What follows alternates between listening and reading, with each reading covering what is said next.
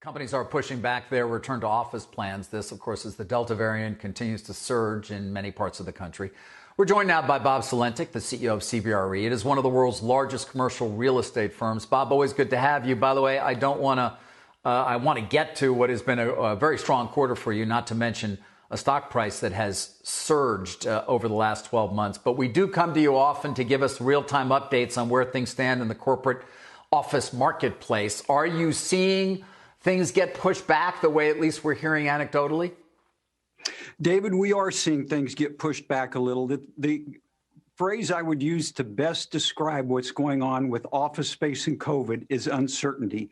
People are a little uncertain about what the future of office is going to look like, how many people are going to be back in the office, and what the timing is going to be. And of course, when that's the circumstance, decisions don't get made about the use of office space.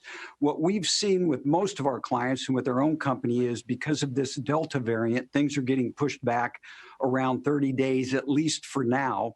That could, of course, change. I will say this, it's not what it was a year ago before the vaccines came out. With the progress that's being made here in the U.S., even though we want more, and the progress that's been made in Europe, even though we want more, and starting to see around the world, we're in a much better place than we were a year ago before there were any vaccines. Yeah, of course. What are you seeing in terms of occupancy right now in many of the buildings that you manage? Well, it's different from market to market, and it's different around the world. People are much more back to the office in Asia, for instance, than they are here in the United States. If you look in the city I'm in, Dallas, you hear varying reports that we're getting close to 50% back in the office. If you go to New York City, where they have mass transportation that they have to rely on and so forth, you hear stories and reports that it's closer to 10 to 15%, maybe edging up from there. But again, so much uncertainty still going on. And we think what we really believe is you'll start to see things crystallize in a much more definitive way after Labor Day. The strength we're seeing in industrial right now, how sustainable is that, and how reflective is it of the fact that you have supply chains around the world playing catch up from COVID? Well, you said two things there. You said industrial and you said supply chains. Industrial real estate is doing extraordinarily well. It's full. There's more good product being built. That's being very quickly taken up. Values are good. This is in the United States. This is in Europe. This is in Asia. It's a very, very good product type. And it's a product type that CBRE is very involved in. By the way, things would be even more overloaded on the industrial space side if it wasn't for the clogged up situation that we have with supply chains around the world. I would imagine that there would be more industrial space being used than there is today. So I think the demand for industrial space, with the economy being on a good trajectory, with e-commerce being on a very good trajectory, is going to be strong for years to come.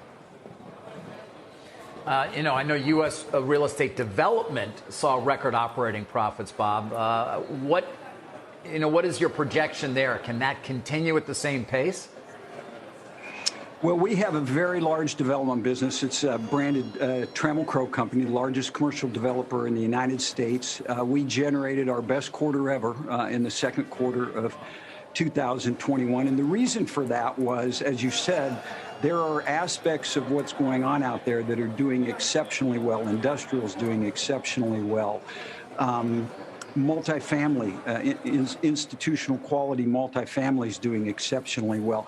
But some of our best projects in the last year have been when we had really, really high quality office tenants fully occupy a building, say top-tier technology companies. There's a lot of demand from capital for those buildings. Or when we're doing build-to-suit work for office clients that still are committed to having significant portions of their population back in the office.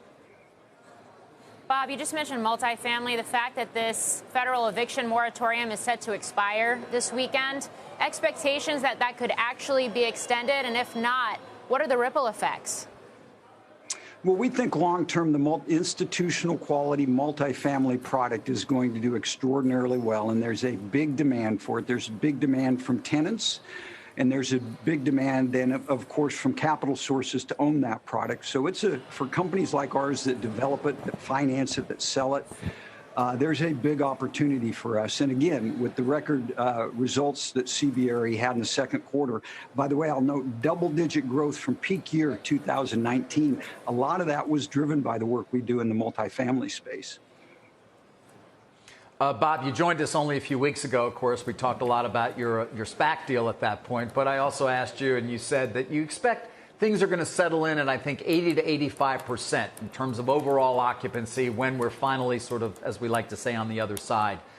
Anything change in that, given the Delta variant? Is it going to create, I don't know, not just uncertainty, but perhaps a less willingness of people to go back at all? I think it creates uncertainty. It continues the uncertainty. I don't think it changes things in the long run.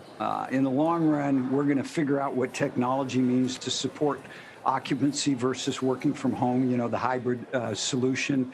We're going to figure out how much people need to be together for collaboration, for culture, for problem solving, for bringing young people on board.